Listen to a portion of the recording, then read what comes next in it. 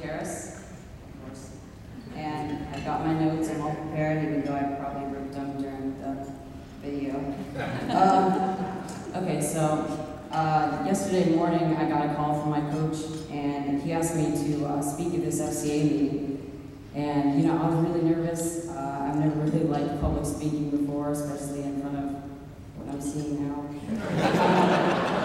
But, you know, I prayed to God and just asked Him for strength and just what I should do. And He kind of made me realize that sometimes He puts us out of our comfort zone so that we can grow stronger in our faith and that we can just get to know Him better. And, you know, it was kind of the same during my Dominican trip. I mean, I was really scared. I'm scared to get out of my house. I was scared to get out of the United States on my own.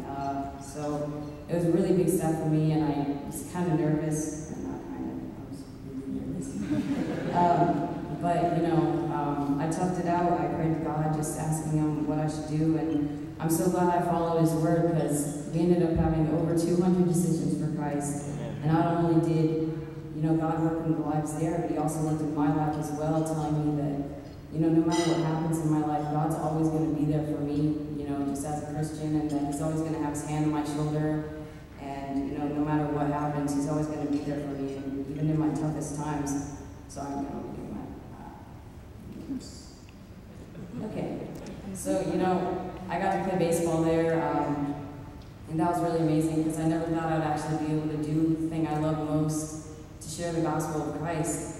And it was really cool because, you know, I'd been playing baseball for 11 years, never knowing that I'd actually be able to, you know, really speak to people about God just by hitting a ball or throwing a ball.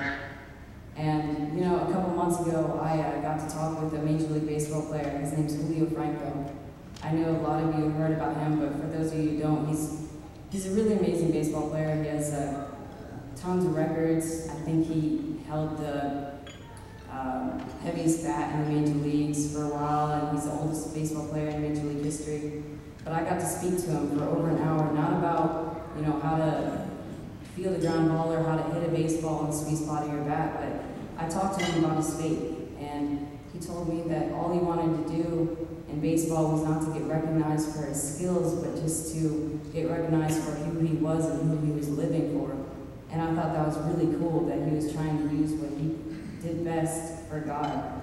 And I just think that's kind of what God wants us to do with our lives, is He wants us to find our gifts and use Him for His glory.